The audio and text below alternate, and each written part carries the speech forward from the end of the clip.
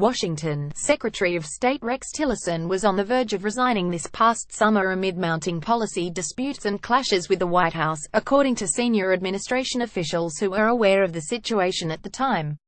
The tensions came to a head around the time President Donald Trump delivered a politicized speech in late July to the Boy Scouts of America, an organization Tillerson once led, the official said. Just days earlier, Tillerson had openly disparaged the president, referring to him as a moron, after a July 20 meeting at the Pentagon with members of Trump's national security team and cabinet officials, according to three officials familiar with the incident. In an unscheduled statement to reporters Wednesday morning, Tillerson directly addressed that version of events, saying, "I have never considered leaving this post." He praised Trump's foreign policy agenda, saying he was part of a team to make America great again.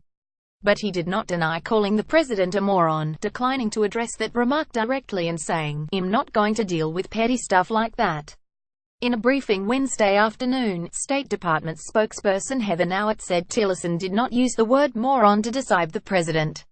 The secretary did not use that type of language to speak about the President of the United States, Nauert said. He did not say that. The president was asked about Tillerson's remarks after touring the University Medical Center in Las Vegas Wednesday and said, "I am very honored by his comments. It was fake news. It was a totally phony story." Trump added that he has total confidence in Rex. While it's unclear if he was aware of the incident at the Pentagon, officials said Vice President Mike Pence counseled Tillerson, who is fourth in line to the presidency, on ways to ease tensions with Trump, and other top administration officials urged him to remain in the job at least until the end of the year. Officials said that the administration, beset then by her series of high-level firings and resignations, would have struggled to manage the fallout from a cabinet secretary of his stature departing within the first year of Trump's presidency. Pence has since spoken to Tillerson about being respectful of the president in meetings and in public, urging that any disagreements be sorted out privately, a White House official said. The official said progress has since been made. Yet the disputes have not abated. This weekend, tensions spilled out into the open once again when the president seemed to publicly chide Tillerson on his handling of the crisis with North Korea. NBC News spoke with a dozen current and former senior administration officials for this article, as well as others who are close to the president. Tillerson, who was in Texas for his son's wedding in late July when Trump addressed the Boy Scouts, had threatened not to return to Washington, according to three people with direct knowledge of the threats. His discussions with retired Gen. John Kelly, who would soon be named Trump's second chief of staff, and Defense Secretary James Mattis, helped initially to reassure him, four people with direct knowledge of the exchanges said. Related Trump tweets Tillerson wasting his time talking to North Korea after Tillerson's return to Washington. Pence arranged a meeting with him, according to three officials. During the meeting, Pence gave Tillerson a pep talk, one of these officials said, but also had a message the secretary needed to figure out how to move forward within Trump's policy framework. Kelly and Mattis have been Tillerson's strongest allies in the cabinet. In late July, they did beg him to stay, a senior administration official said. They just wanted stability. At that time, however, Nauert responded to speculation that Tillerson was thinking about resigning by saying he was committed to staying and was just taking a little time off in Texas. Tillerson's top State Department spokesman R.C. Hammond said Tillerson did not consider quitting this past summer. He denied that Tillerson called Trump a moron. Hammond said he was unaware of the details of Tillerson's meetings with Pence. Hammond said he knew of only one time when the two men discussed topics other than policy, a meeting where Pence asked Tillerson if he thought Nikki Haley, the U.S. ambassador to the United Nations, was helpful to the administration, or if he was worried about the role she was playing. He added that whenever the vice president gives advice on how processes could run more smoothly, the advice is a good thing. Hammond also said that he would characterize the secretary's conversations with Mattis or Kelly as attempts to convince Tillerson to stay in his position.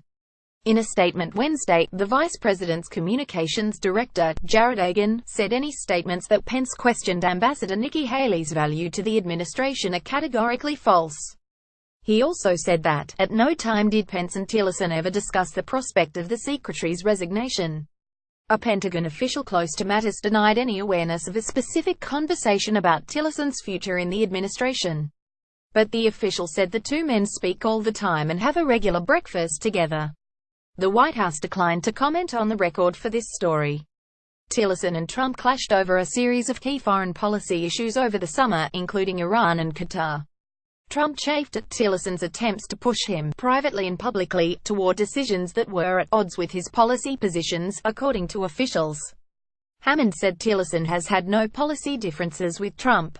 The president's policy is his policy, Hammond said. In August, Trump was furious with Tillerson over his response to a question about the president's handling of the racially charged and deadly violence in Charlottesville, Virginia, administration officials said. Trump had said publicly that white nationalists and neo-Nazi sympathizers shared blame for violence with those who came out to protest them. The president speaks for himself, Tillerson said at the time, when asked on Fox News Sunday about Trump's comments. Hammond said Trump addressed the issue with Tillerson in a meeting the next day. He said that during the meeting, Trump congratulated another White House official, Homeland Security Advisor Tom Bossert, for his performance on the Sunday news talk shows. Bossert had defended Trump's controversial pardon of former Arizona Sheriff Joe Arpaio. President Donald Trump and Secretary of State Rex Tillerson conferred during a working lunch with African leaders during the UN General Assembly in New York on September 20, 2017.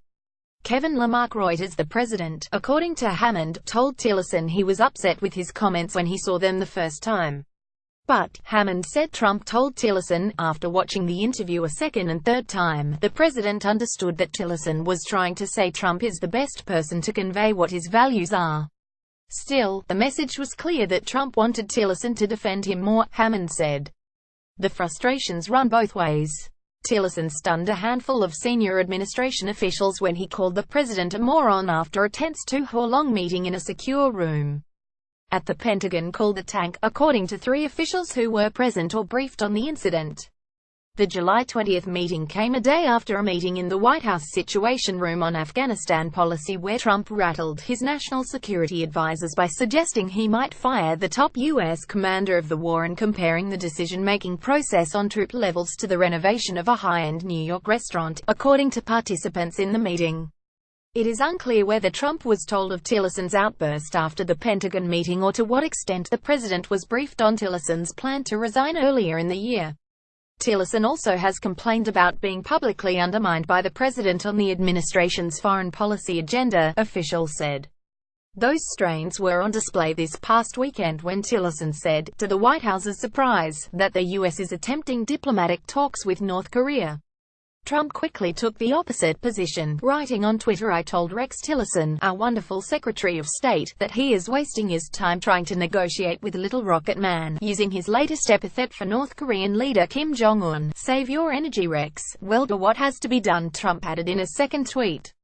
Asked whether the president still has confidence in Tillerson, White House spokeswoman Sarah Sanders said Monday that he does.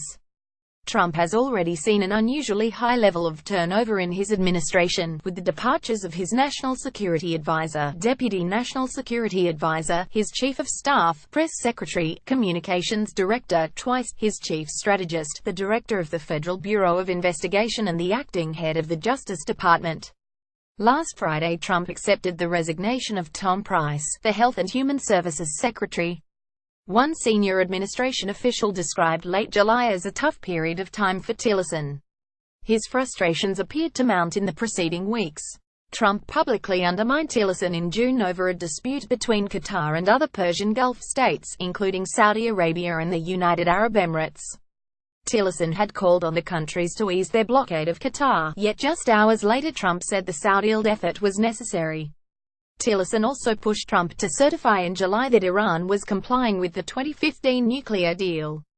Tillerson has been at odds with Trump on other issues as well, arguing against sanctions on Venezuela and reportedly suggesting Israel return to the U.S. $75 million in aid.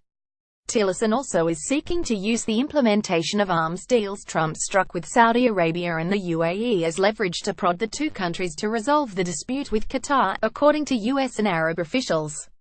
Administration officials speculate that Tillerson would be succeeded by Haley if Tillerson were to depart. Tillerson's tenure has been rocky from the start. He was confirmed by a Republican-led Senate on 56-43 vote. That represents the most votes against a Secretary of State in Senate history. Since then, Tillerson, the former chief executive of ExxonMobil, has been slow to fill jobs within his department and appears to have alienated officials in the White House, the cabinet and Congress. He has become known for being difficult to reach and tends to take his time returning phone calls, administration and congressional officials said. Congressional Republicans balked at his proposed cuts to the State Department budget. It's hard to get him to return phone calls, a senior Republican congressional aide said of Tillerson. It's hard to get him to answer letters. Hammond said Tillerson is quick to return calls and respond to lawmakers. Tillerson has clashed with the president's son-in-law and senior advisor Jared Kushner, who has a broad portfolio that includes policies in the Middle East, officials said. A second White House official downplayed any tensions between Tillerson and Kushner, noting that Kushner's efforts on an Israeli-Palestinian peace agreement are run through the relevant agencies and that a State Department representative went on his most recent trip to the region. A third White House official disputed the notion that Tillerson has alienated people in the White House, cabinet and Congress. Trump's July 24 speech at the Boy Scouts gathering struck a political tone unusual for the event, with the president talking about his electoral victory in the cesspool of Washington. He also joked about firing his Health and Human Services Secretary if congressional Republicans didn't pass a healthcare bill. The head of the Boy Scouts later apologized for the political tone of the speech. Tillerson is an Eagle Scout and a former president of the Boy Scouts. He had appeared at the gathering just 3 days before Trump. Hammond, his spokesman, said Tillerson was not upset with Trump's speech. He said Tillerson told him that at the end of the day the Scouts are going to remember that the president came to speak at their event, and their parents can answer any questions they might have about the message he delivered. It's unclear if the latest disagreement between the White House and Tillerson on North Korea spells an end to the latter duly reset. Nicholas Burns, former Undersecretary of State for Political Affairs under President George W. Bush, said Trump completely undercut Tillerson with his tweets. This was a direct public, I thought, repudiation of what Tillerson said, Burns said. It feeds the perception that Tillerson does not have a trusting relationship with the president, and that's very harmful.